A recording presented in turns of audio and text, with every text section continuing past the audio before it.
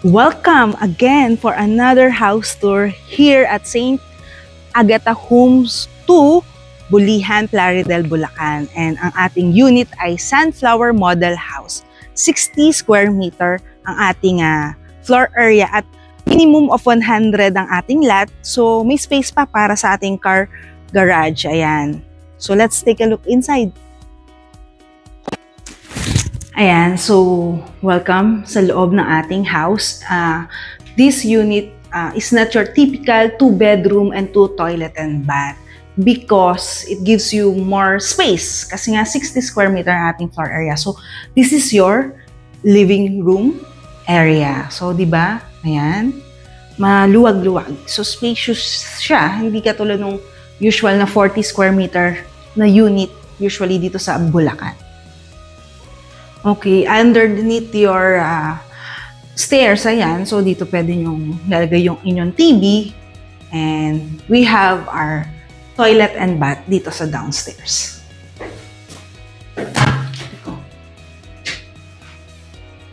Okay, this is your first toilet and bath and it's a complete and hindi siya ganun kalaki pero na-maximize ang ating space. So, minimalist ang mga nilagay and this one sink. And ang kagandahan ay meron kayong bintana. So, kung ano man ang ating ay sisingaw dyan.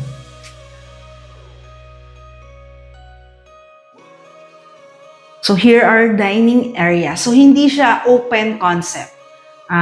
Parang meron siyang division dito. Which is, other family or other buyer love it. Kasi nga, parang nasa-segregate.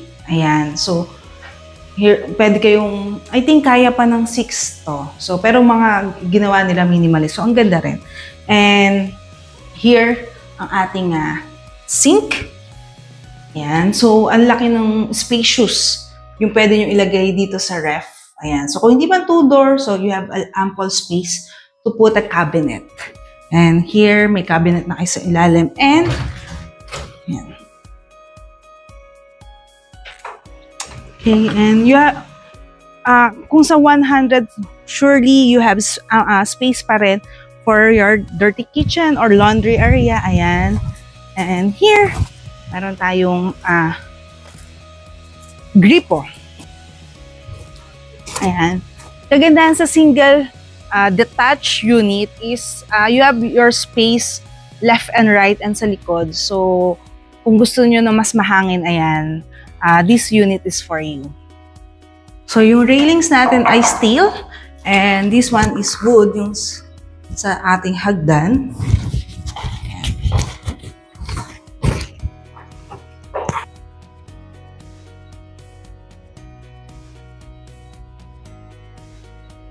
So, let's see our ating first bedroom.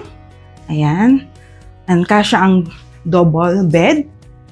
And ayan, pinakita na merong pwede kayo maglagay ng cabinet. So may space and all. And dun sa side na yan, at dito sa side na to, ayan, pwede nyong lagay yung TV.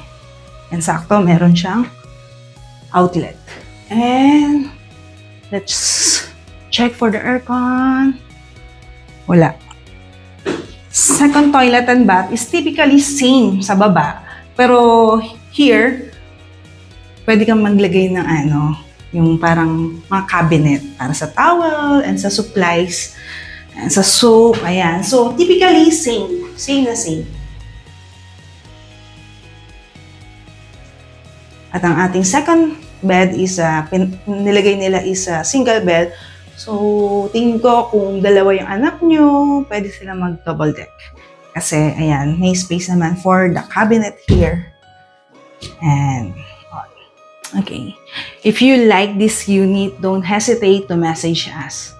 And don't forget to like and subscribe to our YouTube channel and Home Key 2017 sa Facebook account. Thank you and God bless.